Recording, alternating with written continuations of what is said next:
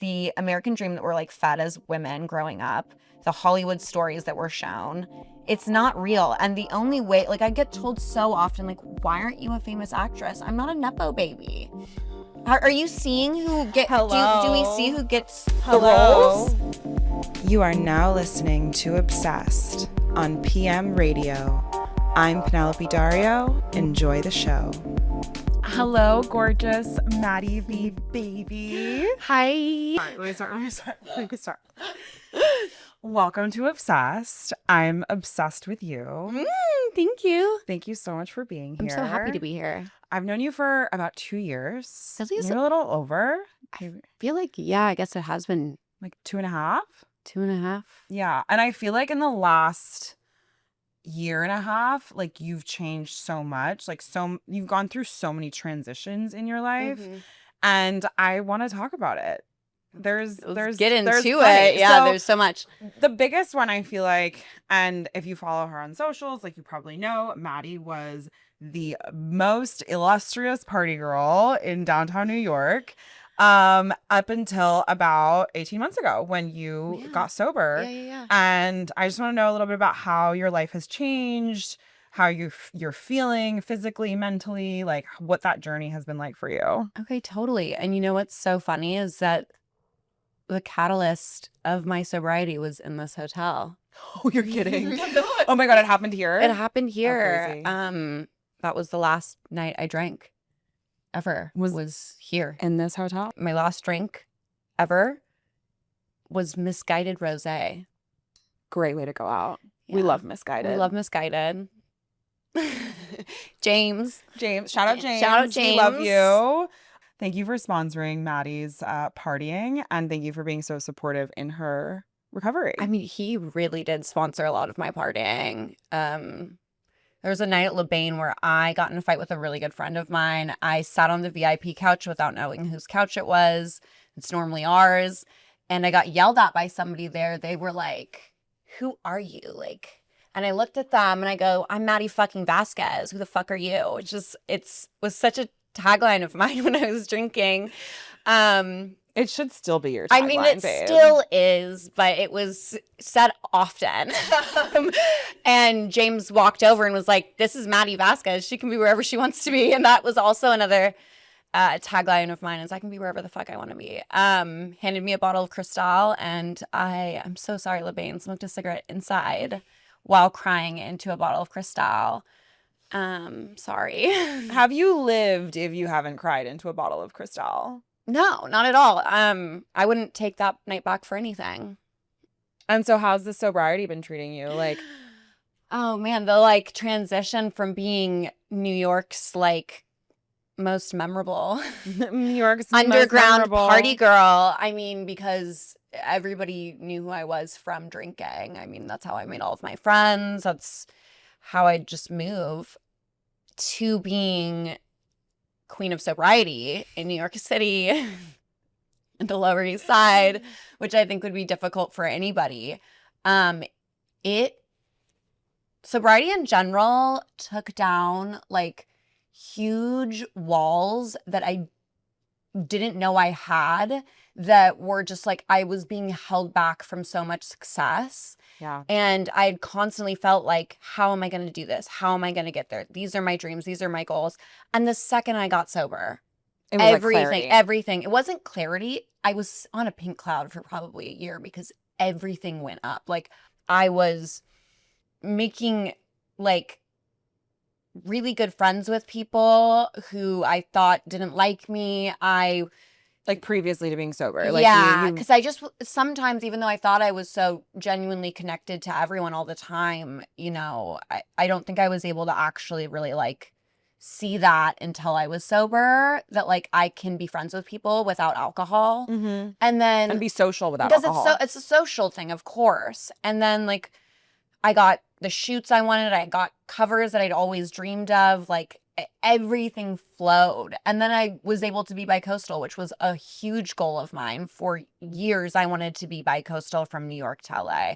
Wanted to have choice. I wanted to have option. I felt really stuck at the time. So it was it was motion.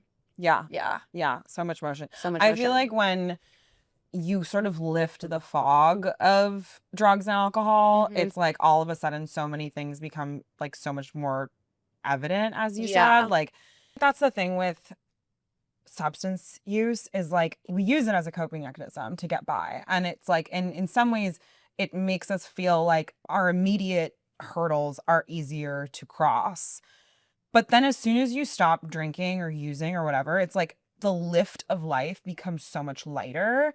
Obviously, there's like a little bit of a transition there where it's like you know, whether it's a chemical dependency or whatever it is, like you do have to get through those like early days. But once you get past that, it's like you can't actually imagine going back. And I feel like you said the same thing, where it's like you don't really see yourself drinking. You don't really see the point. No, yeah. I mean, I think about relapse a lot, and it's not from the viewpoint that I used to have. I thought that I was going to do 6 months to reevaluate my relationship with substances and then drink casually. Yeah, totally. And then I passed 6 months, and I remember right before the 6-month mark, I actually got offered like, I think it was like $6,000 to drink that night. And I said no. Wow. Not all money is good money, right? And so I remember like going in to my outpatient rehab group therapy the next day and being like, I just turned down a major amount of money to not drink. And everyone was so confused on why I would even do that. They were like, what do you mean? Like a couple $100? For reference, this was with a client. Yeah. It was a very young client who wasn't understanding that he wasn't buying my time. He thought he was buying me. So when I refused to drink alcohol that night, he became very peckish, and, you know, he wanted a 3-hour session to turn into an overnight and refused to do that unless I drank, and like dangled the carrot over my head. And I just was like, you know what? Like, I've made so much money this month. I don't really need to do that. But that 6 months, because I think the 4 to 6 months is the easiest time to relapse. With that 6 months, I was like, I'm just going to keep going. I didn't realize the program I checked into was a year-long program either. I mean, you could leave at any time, but I didn't realize, and I'm a Capricorn, so of course I'm like, I'm going to do it. I'm going to do the full year. Yeah. So then I thought at the end of the year I was going to have a celebratory drink. I was like, I'm going to. Like, it's just a glass of champagne. I graduated my sobriety program. Cheers. And you know what? Like, I don't know. It was just like something clicked where everything was still going at this like huge momentum where I was like, it became almost superstitious, where I was like, I feel like if I drink, everything's going to go back. I'd also had a major weight loss it was all water weight from the alcohol and bloating. Yeah. And I had felt so ugly. I'd almost gotten a nose job, like pre-sobriety. Which we all were like, this is not what you need, babe. I was going to fly to Turkey. You were going to fly to Turkey, get a nose job, and then be on a Turkish reality TV show? Yeah, I had this really crazy, like, I was going to be on a Turkish dating show, the Turkish Love Island. I don't even know if I'm allowed to talk about that, but I think so. It's fine. It's definitely, it didn't clauses happen. over. It didn't happen. Didn't go to Turkey at all. And I got so instantly hot. Yeah, that was another thing. That was crazy. I lived my life thinking I was so fucking hot. And you were. And like, let's be clear. There was never a day that you were not a hottie. Listen, but it was in a extreme bimbofication, sloppy, drunk reality TV show vibe of hot that I used to think was like what is the word? Epitome? Yeah, the epitome. The epitome, yeah. Epitome or epitome, whatever. Maddie Dictionary. Right? Producer? Okay, yeah. Producer, it's either or. It doesn't matter. We're ESLing over here. That what I was like the hottest I'd ever been in my life. And I look back on pictures of myself and I'm like, oh my God, what the hell? I got so hot and it just didn't stop, and I'm still getting hotter by the day. Period. You got sober. Your life immediately started skyrocketing. Like, you were on the cover of Hustler, you were on the cover of Barely Legal. Can I actually like talk a little bit about that? Like, we can talk about that for how sure. We can cut this out, but like, you're 29 on the cover of Barely Legal, passing as 19. Yeah. Like, that's what sobriety will Yeah, that's what folks. you're gonna age rewind. Yeah. Yeah. And then you were bi-coastal for a minute because you got an apartment in LA. And then you ended up moving there about, what, 6 months ago? No, not even. Like 2 months ago. Okay, so 2 months ago, you made the official transition to full-time LA life. And I want to know how that's been treating you. Like, what was the difference between being bi-coastal and now being fully in LA? And like, how are you feeling about the West Coast? Well, I think we have to talk about the reason behind LA. Okay. First. Okay.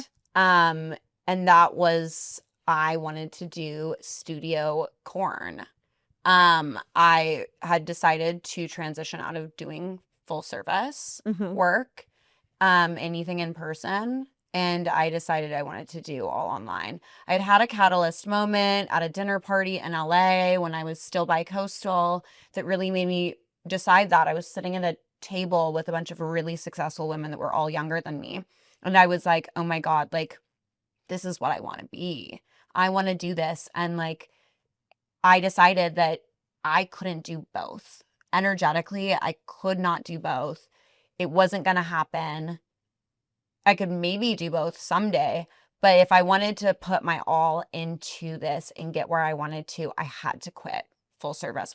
Whether that meant living off my savings for a while, choosing to be more selfish in ways, I had to make that change. And so that's what reinforced me leaving New York, because I think New York is the perfect place for full service. It's a full service playground. It's a great, the East Coast in general, because it's like, there's so much money that's so concentrated out here. I've always said that, where it's like, if you can work the tri-state area, like, the bag is made. Like, you've got Connecticut, you've got New Jersey, you've got New York, and then you've got like all the little like pockets of wealth that are trickled around the area in the Northeast. And I was also really sick of living in the Lower East Side, to be fair. It was making me ill because you can't sleep. There's no thing as... Well, specifically like where you were living. I was living it was such a loud in, like, corner. The Mecca for nightclub, like college nightlife party kids. Sometimes teenagers from like Thursday until Sunday. So it was exhausting once I got sober and I started actually sleeping, because do you know that when you drink a lot and you're drunk and you go to bed drunk, that's not actually sleep. No, you're not rest. actually sleeping. Yeah. You're not actually sleeping. So I didn't sleep for years. I was never sleeping. But and I think that I was just so unhappy here because I wasn't getting sleep, because I was on the worst corner in the entire universe to live on. I needed a huge change, and every time I went to LA, I felt like I was in like peace land. Like, I was so comfortable there. And then I transitioned to being in LA full time. And that feels a little different than what a wake up call it was.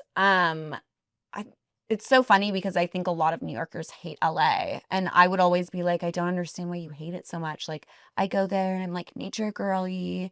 I go rock climbing in Malibu and I'm hiking Calabasas. Like, I'm going to Erewhon after and jacked up on freaking sushi and Hailey Bieber smoothies. Like, I was living in a bubble of it being vacation mode without realizing what my reality would be like living there full time. And hate it. I hate it so much. And I miss New York dearly. I think that my time that I spent here, like, really solidified me as a person. I had so much growth.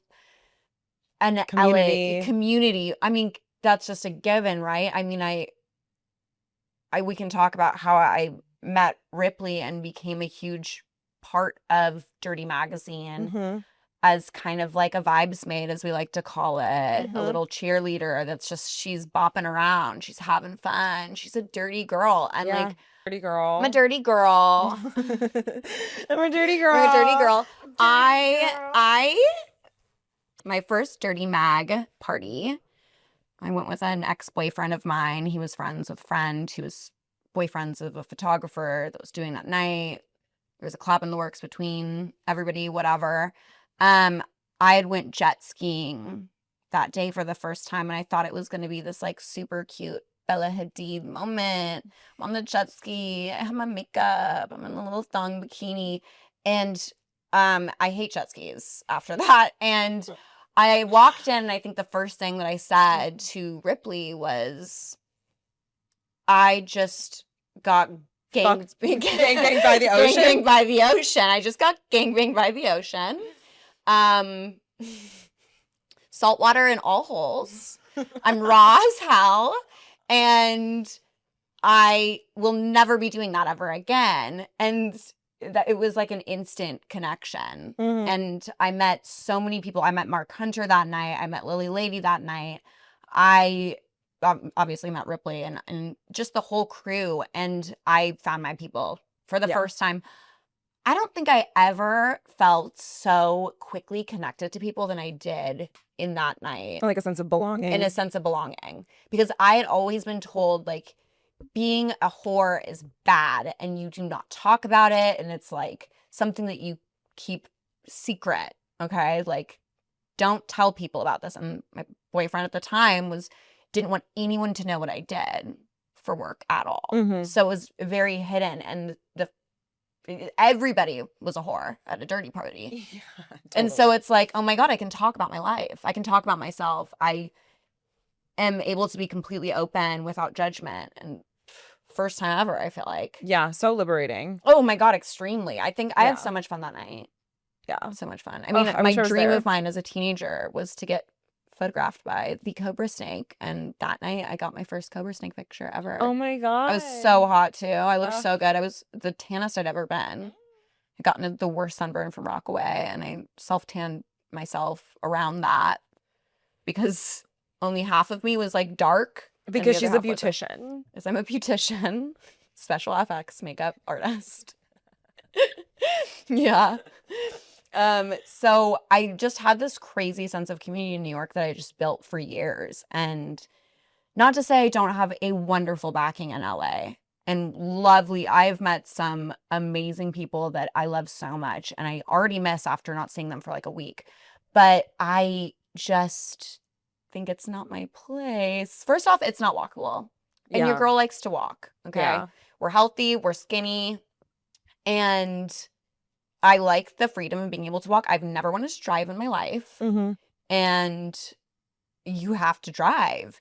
And fortunately, Uber prices are super cheap there. So I mean, relatively, everyone's like, get a car. And I'm like, it's going to be like probably more expensive for me to get a car. Yeah, having a car is expensive. Than it would for me to Uber everywhere. And everyone's like, that's crazy. And I'm like, no, it's not actually. And then when I try to walk, the most unimaginable things happen to me in LA. I'm sure you can imagine. Just imagine it. It's bad.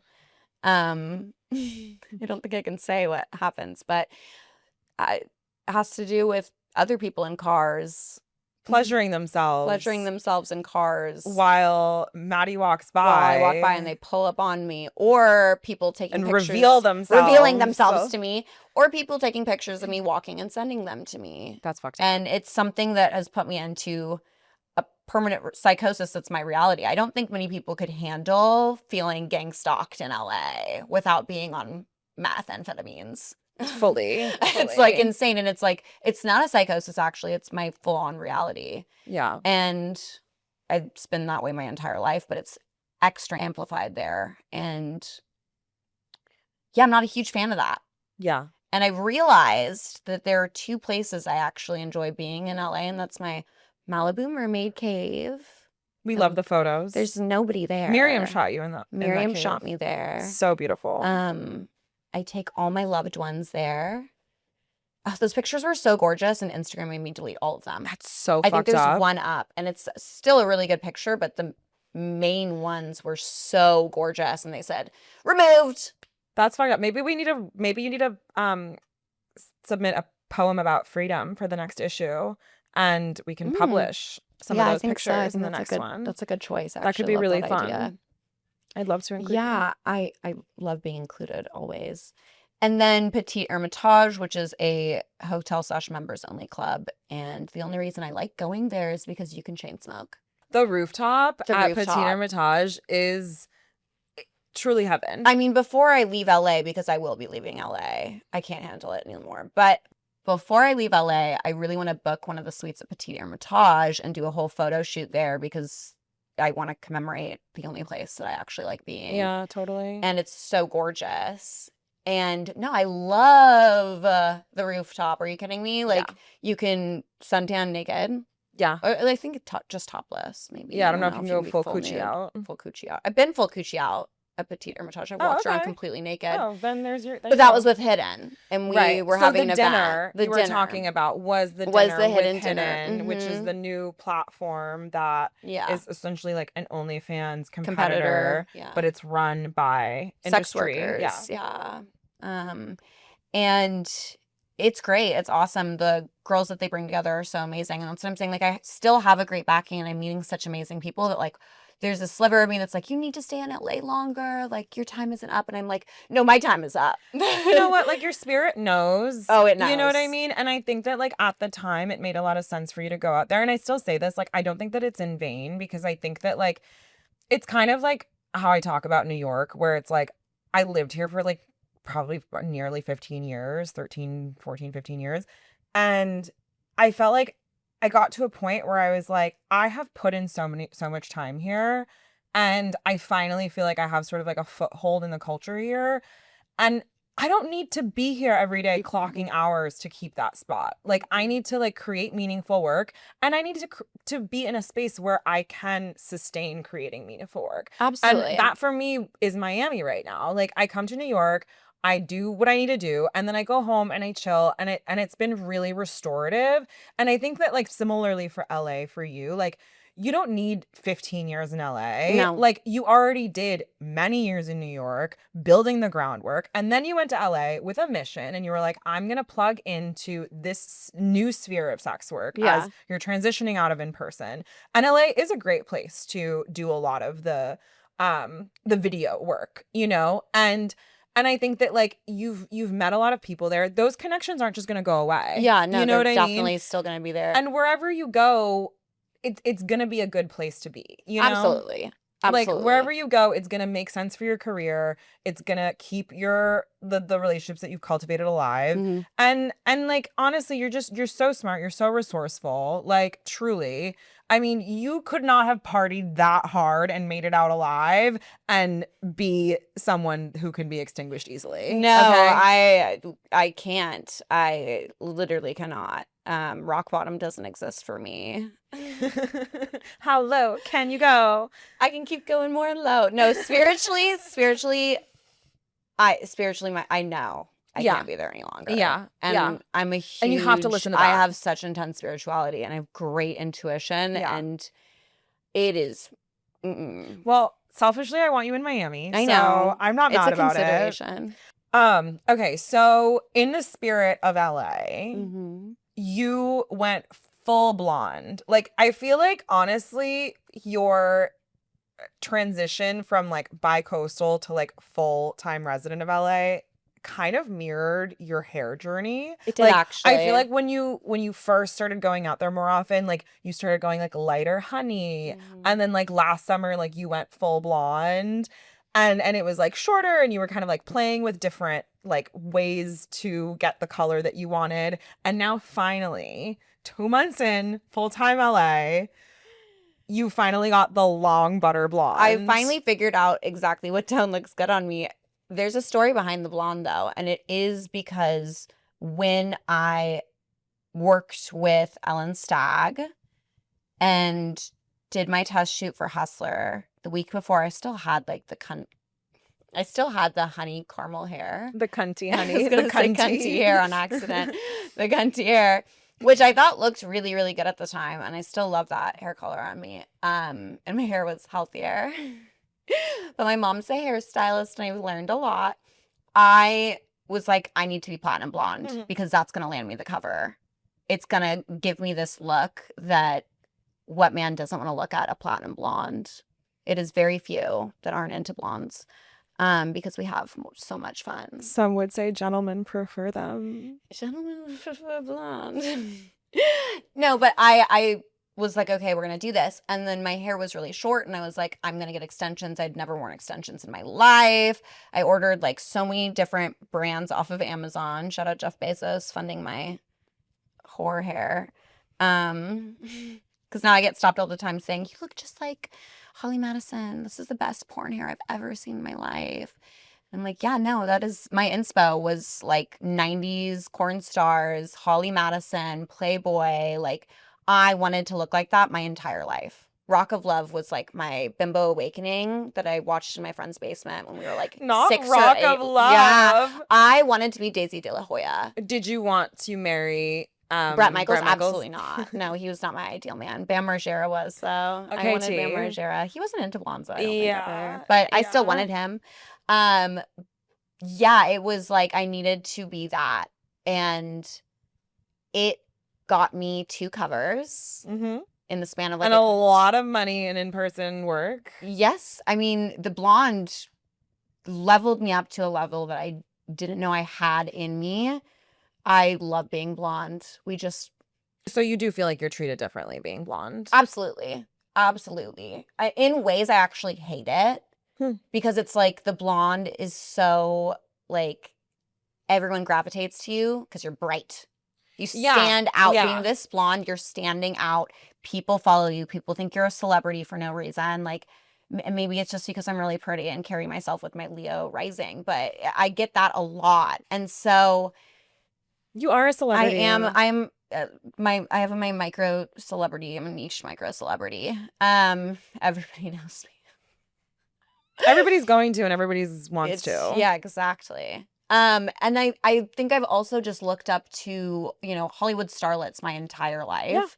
And all of my inspiration is blonde. I love blonde. You love blonde. I'm so happy to be blonde. We just refreshed my blonde 2 nights ago. It Me looks and my best friend did it. Crisp. Yeah. I've been doing my own blonde for a very, very long time. I every once in a while will see a hairstylist, but I do it myself usually, and I like doing it myself. It's a fun day activity.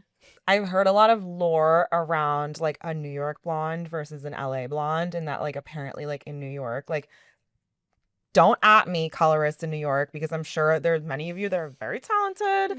The lore is that like New York does not know how to do a proper I got my blonde. hair fried. Yeah, and in LA, it's like blonding is like it is like the blue chip blonde state. Like the colorists, like that's what they are there for. Yeah, when I went from having like a brunette with highlight, I went and I spent $1,000 getting a full lift, like full highlight, and it fried my hair so badly. When I had really healthy hair at the time, fried my hair so badly. I've been recovering from it ever since, and that's mainly why I do it myself, because I know my hair very well, and I also understand how to do it now. Yeah. Yeah. No, I honestly, like, I'm such a big proponent of kind of doing some of your own beauty maintenance because, like, no one's going to care as much about you as you. No. You know what I mean? And, like, if it's within the possibility of your skill set, just do it at home. Treat it as self-care. Take a day. Absolutely.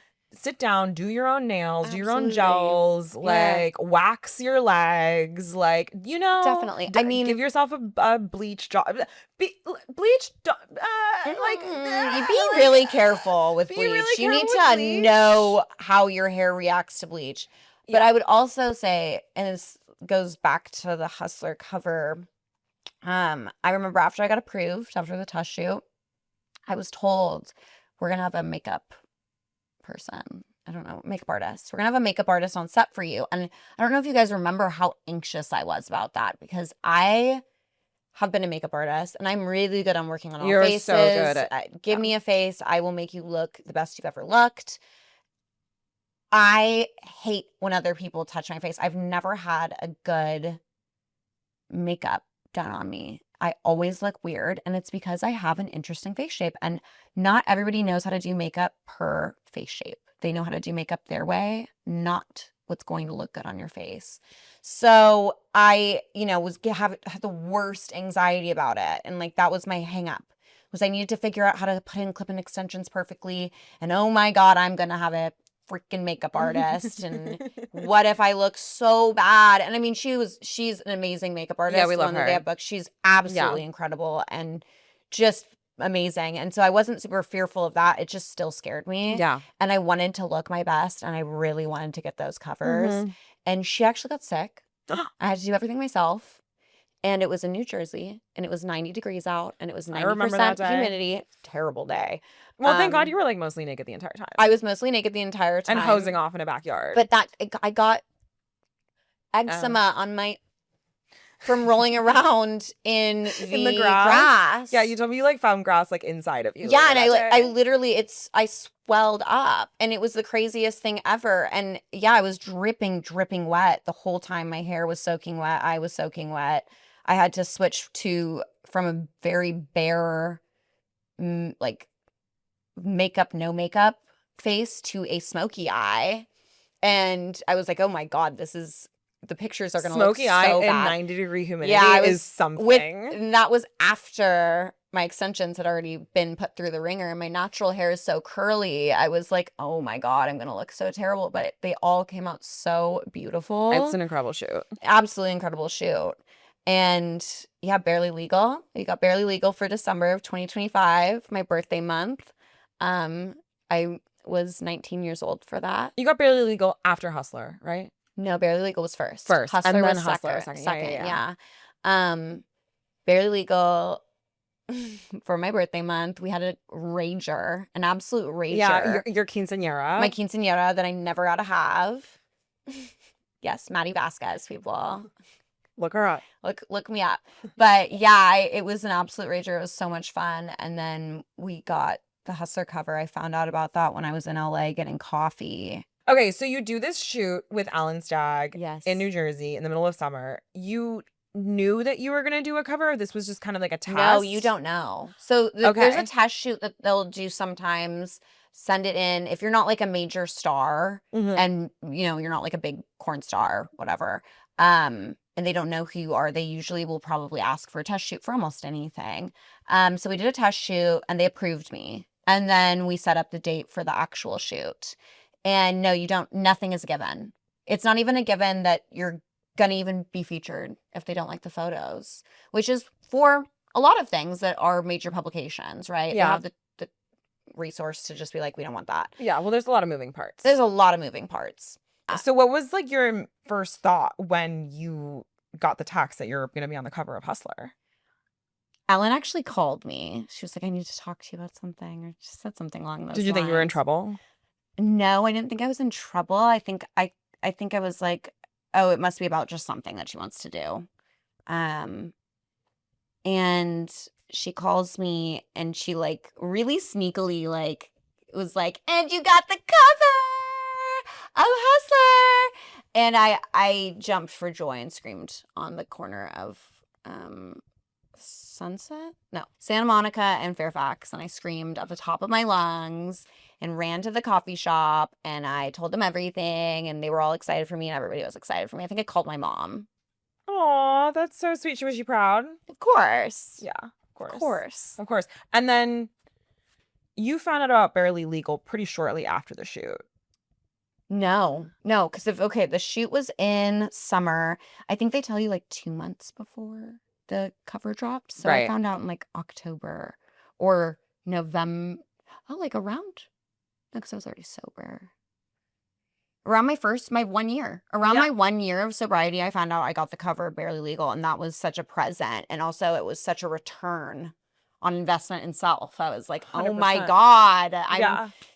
I've taken I 10 years off the clock. Took 10 years off the clock. I'm 19. And I actually originally really wanted Barely Legal. Like that was like I really wanted it Yeah, because you're like, I wanted more I'm like, validation. I need to feel like I'm the youngest, hottest bitch around town. Period. Like, yes. Love it. And I actually love the Barely Legal shoot the most. It was really cute with It the was bike it's and the super little shorts. me, Yeah. which I think the Hustler one kind of pushed me out of my comfort zone a little bit more, where it's like, but doing those shoots like created a monster in me of like, I found myself. I had never felt so comfortable behind a camera naked. And now it's like, I don't like doing shoots that aren't naked. Yeah. Like, I love it. Do you think that that was part of the catalyst to become an online girly? Yes, absolutely. I think it really showed me a different side of things and opened up a different world for me. I just still at the time didn't really expect that switch to want to happen because once again, the way that I was working, everything, it was like everything was so good. It never got bad, right? But it was so good that I couldn't, I remember just being like, I'm never quitting. Yeah, and I remember having conversations with you too where I was like, and also like I know they were biased because like I've sort of been in this place of wanting to retire for a while, but not necessarily like knowing how to or being ready to. And then kind of like my body just was like, nope, it's time. Mhm. And I remember talking to you about it and I was like, like I feel like you could be such a huge and major star online. And like in some ways that's like so much more secure, like income. And there's a bit more longevity there, possibly. Possibly. I don't Possibly. Longevity is such a, it's such a hard, yeah. it's not real. It's not real and it's just like it's so dependent on the person. But I was like, I just felt like you just had so much potential. And I had the sense that it is what you wanted to do, but I was like, you are gonna have to make that choice at some point because it's Yeah. really hard to like when you're working in person, you have to drop everything. You can't really make plans No, because you I don't didn't know have when a clients are life gonna outside call. of in person, and Yeah. I thought that I did, which Yeah. is so interesting because it's like, no, you're on call. You're on call. Your life revolves around your clientele. Yeah. It revolves around when you're getting work. Yeah. There's not And when you're always not gonna getting be, work, it's like you're doing your you beauty treatments. yeah, and- you're like, you're actually like taking a breather for the first time in a long time, and it's not actually that regenerative because you're so exhausted working the way that I was working, at least. Which though during sobriety, I feel like I barely worked and was making the most money I've ever made. Yeah. Yeah, it's crazy. I mean, that happens sometimes, you Mhm. know. Like I said, pink cloud.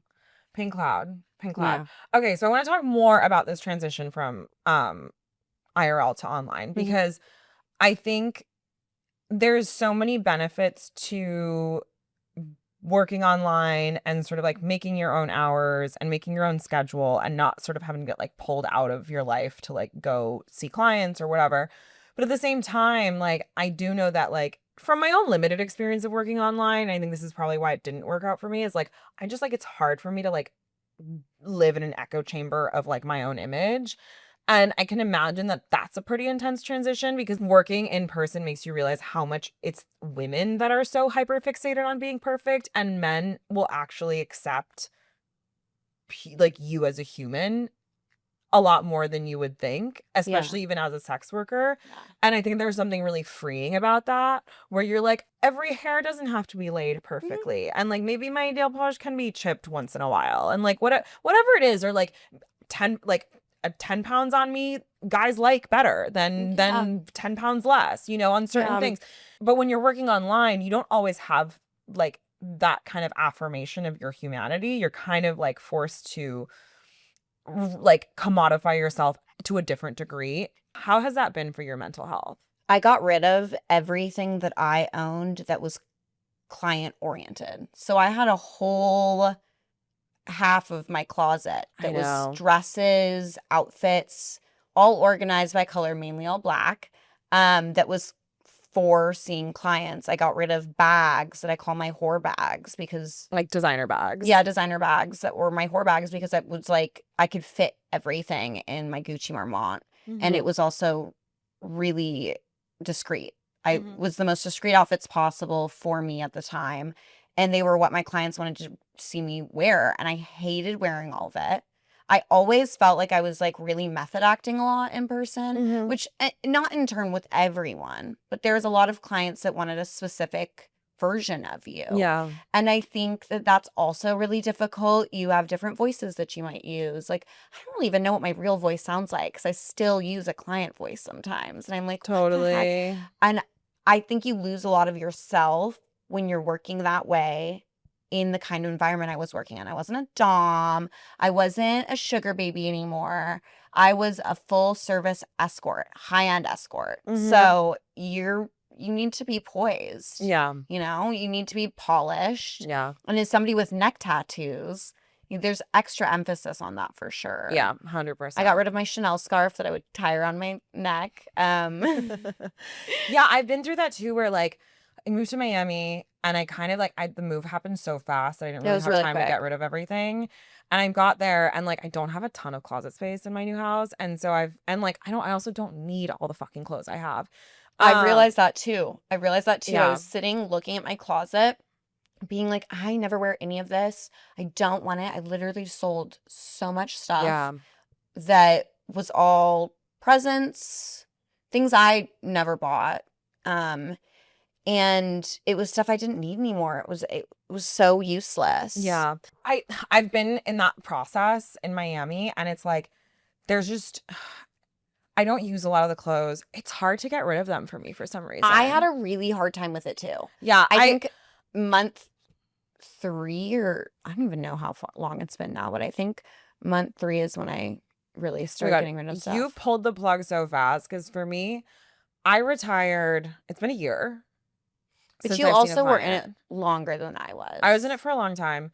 And it's been a year. I moved in October. And since I moved, I've been in the process of sort of like processing a lot of the clothes and stuff. Some of them, like, I just put in a bin and just put them in storage. I was like, I'm not emotionally ready to like let go of this. I think you don't realize how much of a sense of self revolves around it when you're in it for such a long time. And I always was really like, no, like my life doesn't revolve around sex work, which is such a lie. But a lie I told myself to make me feel like I was really super in control of my life, because I was making the most money I ever had. I had financial security, freedom, like in ways that I never had before. But you're giving up a lot. You're giving up a lot, which you don't realize. And yeah, I mean, that was a really difficult thing for me to be like, I'm getting rid of all of this. But I was seeing a future that I hadn't pictured for myself ever.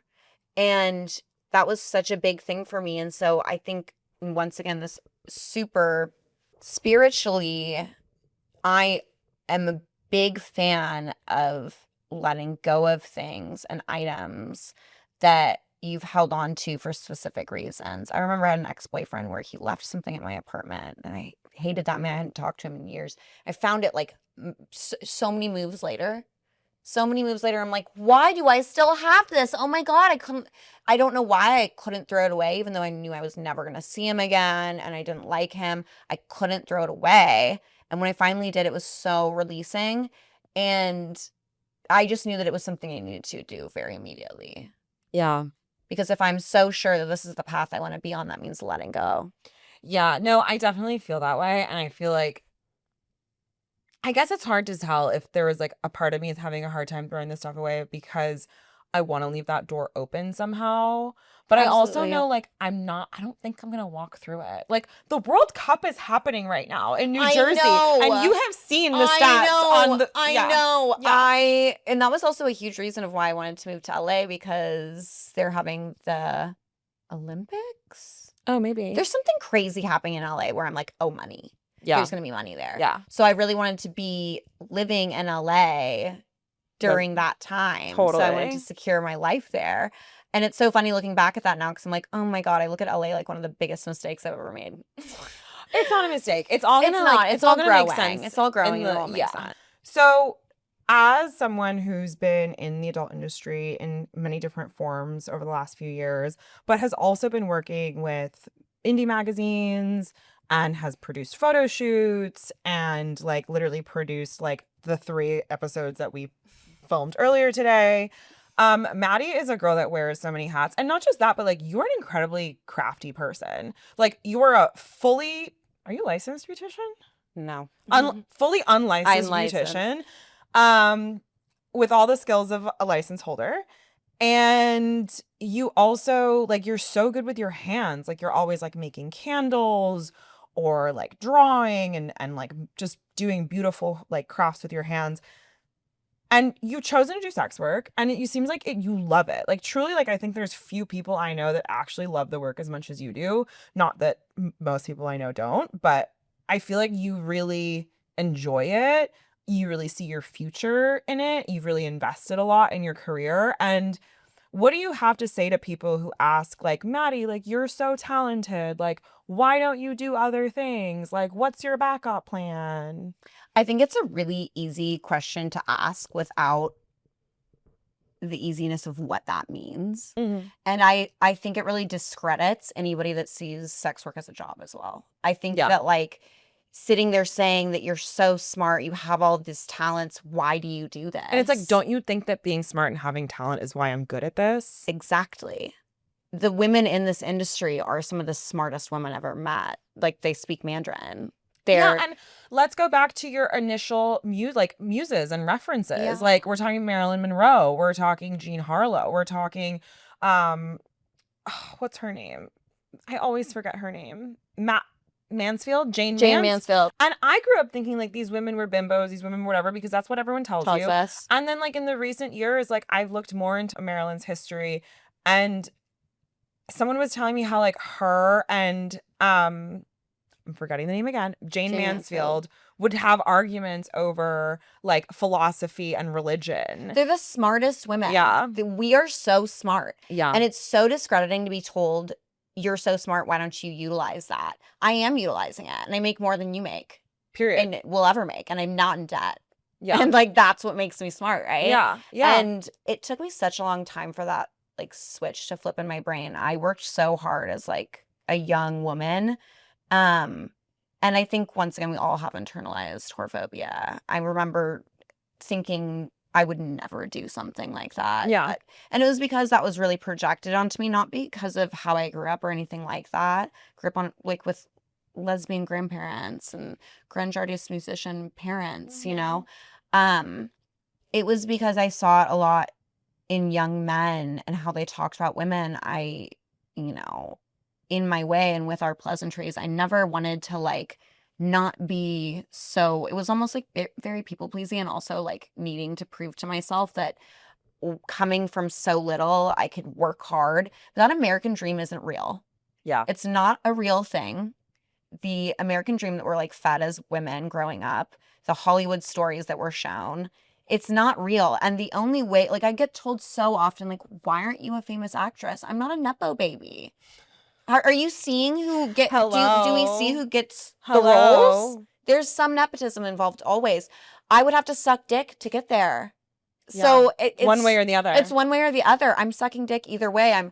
I'm performing sexual acts no matter what to get to where I want to be, because I came from literally nothing. Yeah. So I think it's such a I think it's ignorant. I think it's ignorant, but think I also it's think simply that ignorant. it's an assumption always brought on by men, even if it's a woman telling me that. I don't even know, though. I think like, it comes from men wanting women to stay in one lane, and the idea of women in sex work is heinous because we're saying no to that. Yeah. And we're utilizing them. Yeah. I mean, I definitely think that it comes down to like the fundamentals of patriarchy. Definitely.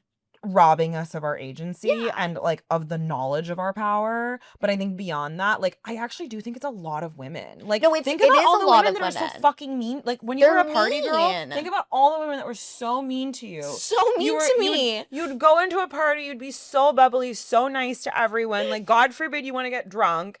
And everyone would like, Some there's bitch is a going to call me history fat. of women. They could never being- call me ugly, but they called me fat a couple times. Well, they were just mean to you. And I think because like they didn't know how to receive you. Like they didn't. Because how do you receive a half-naked woman that's so comfortable in her own? Yeah, 100%. And I think that because so many women are raised to feel insecure in their bodies, shame about their sexuality, and limiting beliefs around their intellect. Like yeah. they can't stand seeing sex workers living their best lives, or even saying that they enjoy the work that they're doing and that they feel empowered, because they don't, a lot of these women don't feel empowered in their bodies. They don't feel empowered in their relationships. They don't feel empowered in their families. Yeah, like, and, you know what I mean? And this is not me saying that all women need to do sex work. And I Period. think most women have in their In some lives. They form. all have. But I've met women that truly are terrible at the job. It is not for them. It is something that you have to have such self-awareness, confidence. I'm not saying ego, but you're going to have to deal with people saying things to you that are going to really take you down a couple notches. And if you can't handle that, you can't be in the room. You're gonna have to deal with bad experiences. You're gonna have to be able to carry weight. Yeah, negotiate. Negotiating your price. Negotiating boundaries. Yeah. Oh my God, it's everything. Negotiating safety. I mean, that's something you should never negotiate No. on. But like ensuring your safety. Ensuring your safety. And like, yeah, I think that overall, it's a really hard job and hard industry to be in, no matter where you're at. But once you get it and you're like, oh my God, I think that this is what I should have been doing. This works for me. It's not ripping me up. It is me Yeah. in a nutshell. Yeah. Why have I been walking around as hot as I am for free for so long? Yeah. I should have been utilizing it. I know. Not- I got into and- the industry at 24 and I felt like I was late to the game. I mean, I think I was 26 when I got in. oh, okay. I mean, but like See? being a free agent is an incredible feeling. Yeah. It's an incredible feeling and it feels good. And you learn so much about yourself. And I also think you learn so much about human connection and relationships. 100%. It opened my mind up a lot to relationships as a whole, seeing men like cheat on their partners, me being a mistress. Yeah. All of that. And like their reasons why. Would you consider yourself a mistress as a hired sex worker to I a think married that that's man? a hard one because I think that if you're, I don't know. All I can say is if I was a married woman and I was married to any of those men, I would be so happy that I was not the one having to have sex with my husband. 100%. Because 100%. who would want to? And you were so happy to take his money. So happy to it's take a his money. perfect system. It's a nice trade-off. She gets to stay with her House cushion, and her plushy things, life, and I get to have the money that I want to survive. and be free. And be free. Of all that. Of all of that. I mean, it also really changed my idea on the dream that we're sold of marriage and love.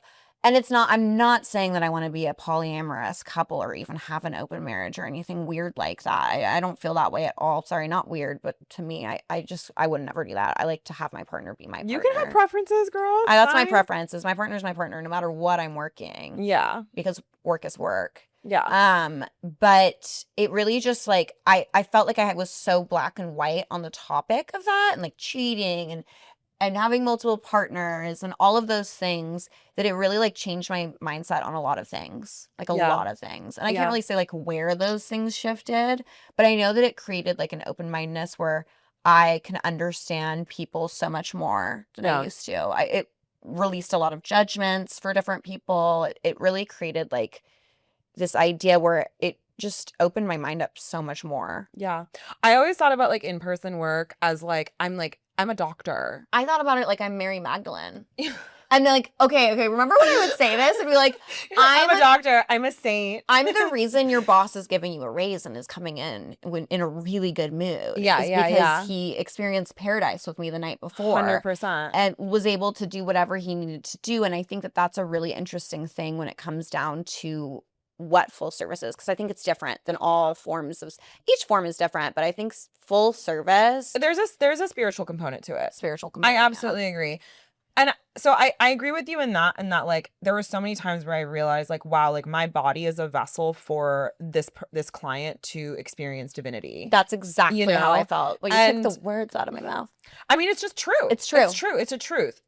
But at the same time, like I think that what got me through like engaging with a lot of different types of bodies and bodies that maybe like I wasn't necessarily like I wouldn't be initially drawn to. Yeah. Was like thinking about it like if I was a doctor and this person came in with an emergency, like I wouldn't just be like, ew, you know what I mean? It's like you like handle the problem and you treat them with Yeah. respect and dignity and say, this flesh is not any different from my flesh. No. You know what I mean? It's maybe composed a little differently. Yeah. But like we are all human, and like the more we can just kind of normalize a body and just be like, it might not be my preference, but yeah. it's this we're all made by God. I mean, like, I don't have preferences either. So, and I think a lot of people have always asked me, how do you do it? They're so gross and ugly. Like, and it's like, no, they're not. They're not always gross and ugly. they're not all that definitely I've had a not. lot of attractive clients. Extremely. And it's also like,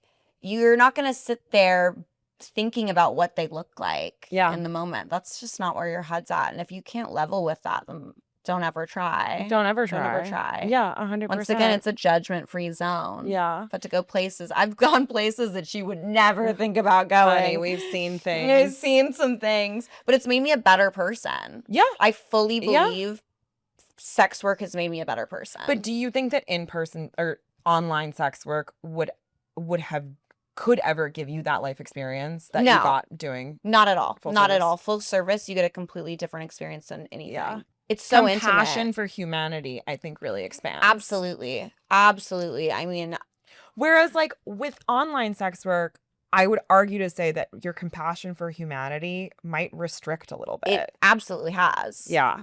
It's a completely different way of what your time and worth is. Okay.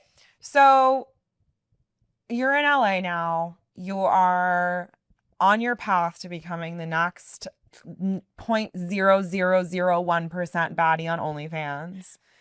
And you have 2 magazine covers under your belt, many more to come.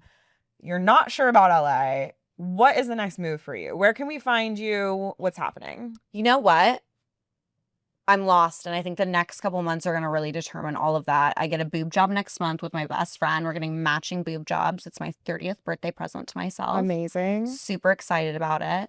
We'll finally be that Rock of Love contestant. Just kidding. I'm not going that big.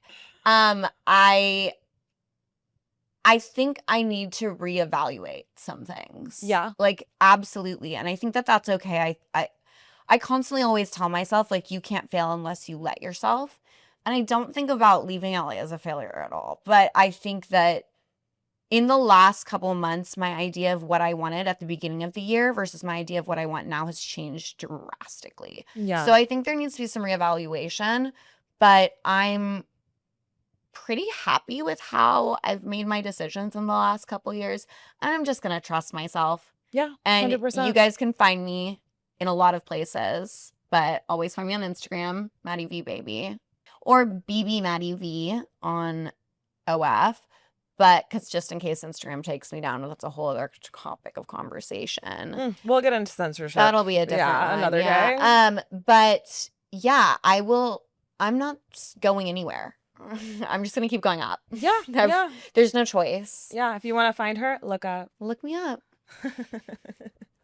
I love you. Thank you so much for being here. You're so welcome. I can't wait for you to come visit Miami. I'm so excited. And I can't wait to see your new teta. Oh, they're gonna be so awesome. Oh my God. Voluptuous. And there's going to be a booby reveal party at the There's end of going to summer. be a booby reveal party at the end of the summer. There will be details. It's obviously going to be with Dirty Magazine. We're going to have a huge party.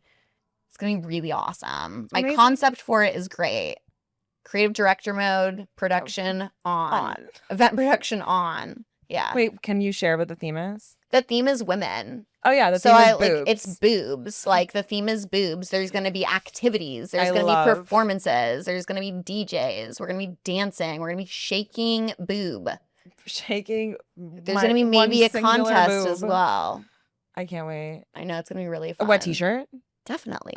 Obviously. What You else would it must. be? You must. Oh, I can't wait. I think me and Miriam will judge the wet t-shirt contest, but I also kind of want us to be in it. I was going to be like, you'll judge only to be nice Honestly, to let we'll, other girls we'll win. be in it and get in there with them so that everybody else is comfortable, because I think that I make a lot of people comfortable. So we'll jump in there, but we'll just be the first ones. We'll be the first ones, and then everybody else has their time to shine. Everybody tan your areolas. Tan your areolas. And get your nipple response time up. Start vibrating your nipples. Get them real hard.